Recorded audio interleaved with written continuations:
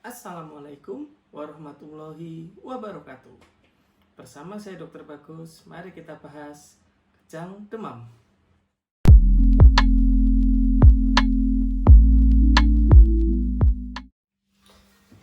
Kejang demam adalah suatu bentuk kejang yang paling sering terjadi pada anak-anak. Kejang ini berlangsung di usia tertentu, yaitu di usia 6 bulan sampai 60 bulan. Sesuai dengan namanya, tentu kejang demam ini adalah suatu kejang yang didahului oleh demam terlebih dahulu, yaitu saat suhu tubuh anak di atas 38 derajat Celcius. Seorang dokter sebelum mendiagnosis anak menderita kejang demam tentu harus memastikan terlebih dahulu apakah penyebab kejangnya itu berasal dari susunan saraf pusat, misalnya infeksi di otak atau ada radang selaput otak, ataukah penyebab kejangnya adalah penyakit metabolik. Kejang tentu adalah suatu peristiwa yang mengerikan pada orang tua. Terkadang bagi tenaga medis yang menolong. Tapi sebenarnya kejang demam adalah satu penyakit yang ringan. Bahkan sering berhenti sendiri. Kenapa ringan? Saksikan terus video ini. Kejang demam sendiri dibagi menjadi dua, yaitu kejang demam sederhana dan kejang demam kompleks. Yang disebut dengan kejang demam sederhana adalah saat bentuk kejangnya itu seluruh tubuh gitu, seluruh tubuh kelojotan, seluruh tubuh kejang. Yang kedua, bila durasinya kurang dari 15 menit. Yang ketiga, bila kejang tersebut tidak berulang dalam 24 jam setelah kejang yang pertama. Inilah yang disebut kejang demam sederhana. Yang disebut kejang demam kompleks apabila ditemukan 1 dari 4 sebagai berikut. Yang pertama, bila kejangnya hanya satu sisi tubuh atau satu bagian tubuh tertentu saja. Ini disebut bentuk kejang vokal. Yang kedua, apabila durasinya lebih dari 15 menit. Yang ketiga, bila berulang dalam 24 jam sejak kejang yang pertama. Yang keempat, bila setelah kejang anaknya sadar tapi ada kelemahan, agak lemas gitu di satu sisi tubuh. Nah, bila ketemu satu saja di antara 4 tersebut, maka disebut kejang demam kompleks.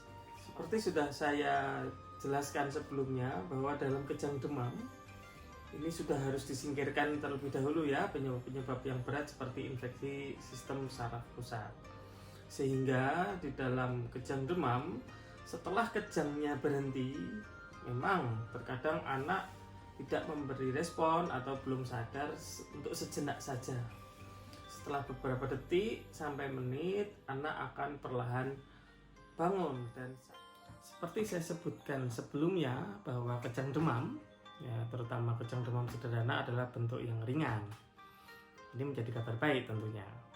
Akan tetapi bila sesuatu yang ringan ini kita tidak waspada, kita tidak tahu cara pencegahannya, dan kejang ini sampai berulang, tentu lama-lama menjadi tidak ringan gitu. Jadi bukan kabar baik lagi.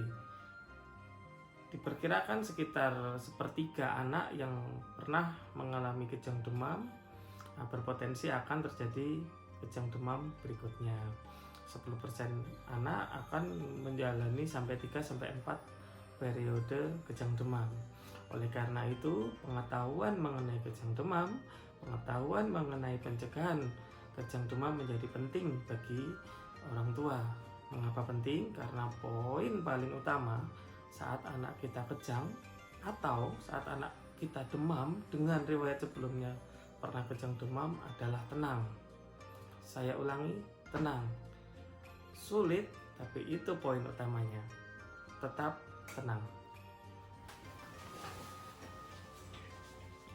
Nah, sekarang apa yang harus kita lakukan bila anak kita terlanjur kejang? Yang pertama adalah kendorkan pakaian yang dikenakan oleh anak. Yang kedua, pastikan tempatnya aman. Jauhkan dari benda-benda yang berbahaya. Tentu orang tua ataupun penolong tidak perlu menahan gerakan tubuh anak saat anak kejang. Yang ketiga adalah jangan memasukkan apapun ke mulut anak. Jangan memasukkan sendok. Tidak perlu juga mengorbankan jari kita untuk dimasukkan ke mulut anak. Hal ini tidak perlu dan malah bisa menjadi berbahaya.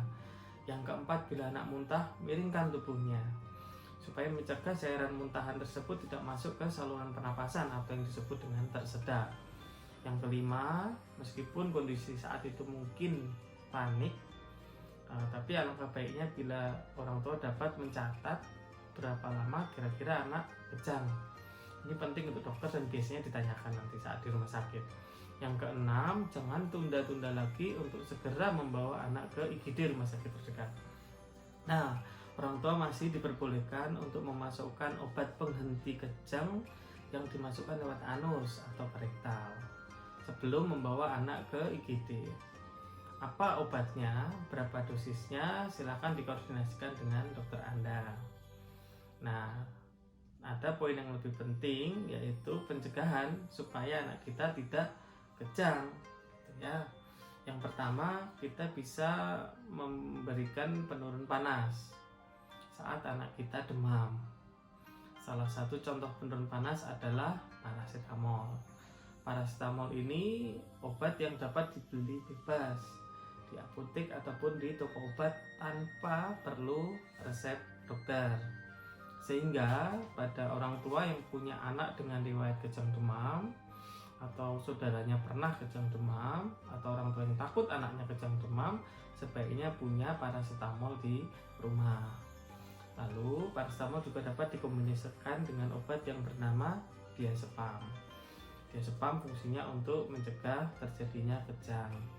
Berbeda dengan paracetamol, diazepam ini harus dengan resep dokter. Nah, pada anak-anak tertentu, misalnya anak-anak yang punya kelainan saraf sebelumnya, misalnya cerebral palsy atau lingkar kepalanya kecil atau biasa disebut mikrosefal, atau anak yang dengan retardasi mental, atau anak dengan riwayat kejang demam yang kompleks, atau anak dengan mungkin dalam keluarganya ada riwayat epilepsi, biasanya dokter akan mempertimbangkan pemberian obat rutin untuk mencegah kejang.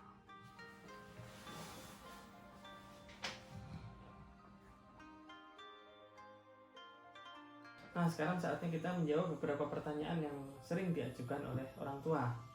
Yang pertama, apakah anak dengan riwayat kejang demam akan mengalami gangguan proses belajar, gangguan kemampuan belajar atau penurunan IQ?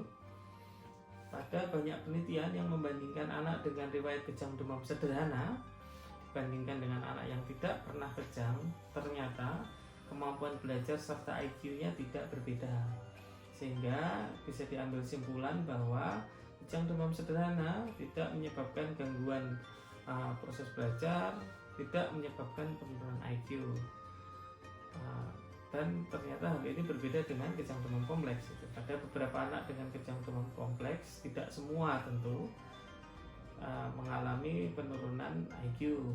Oleh karena itu perlu pencegahan supaya anak kita tidak menjadi kejang demam kompleks, atau kejang demam kompleksnya tidak berulang secara terus-menerus. Yang kedua, sering juga ditanyakan, bila anak saya pernah kejang pertama, apakah dapat berulang lagi kejang berikutnya? Beberapa faktor risiko yang meningkatkan kemungkinan kejang berikutnya, misalnya yang pertama, bila ada riwayat kejang di keluarga. Yang kedua, bila kejang pertama di bawah usia 18 bulan. Yang ketiga, kejang terjadi meskipun suhu tubuh saat itu tidak terlalu tinggi gitu. Demam tapi tidak terlalu tinggi dan anaknya sudah kejang. Yang keempat, bila demamnya baru aja mulai belum lama langsung kejang. Dengan keempat faktor risiko tersebut, kemungkinan berulangnya kejang menjadi lebih tinggi. Yang ketiga, beberapa pertanyaan juga mengenai hubungan bila pernah kejang demam apakah akan menjadi epilepsi. Ternyata pada anak yang menderita kejang demam kompleks atau riwayat kejang pertama di bawah umur 12 bulan atau riwayat keluarga dengan epilepsi ternyata mempunyai faktor risiko yang sedikit lebih tinggi dibandingkan yang tidak punya faktor risiko tersebut. Pertanyaan terakhir, apakah kejang demam dapat menyebabkan kematian? Meskipun secara teori dimungkinkan, tapi sampai saat ini belum pernah ada laporan kejang demam dapat menyebabkan kematian. Tentunya kita harus membedakan ya antara kejang demam sederhana maupun kompleks dengan yang tadi di awal saya sebutkan, radang selaput otak, infeksi otak dan lain-lain, yang itu berbahaya sekali gitu. Dan jadi mulai sekarang kita tidak perlu takut berlebihan dengan kejang demam, tapi kita tahu cara pencegahannya. Terima kasih. Wassalamualaikum warahmatullahi wabarakatuh.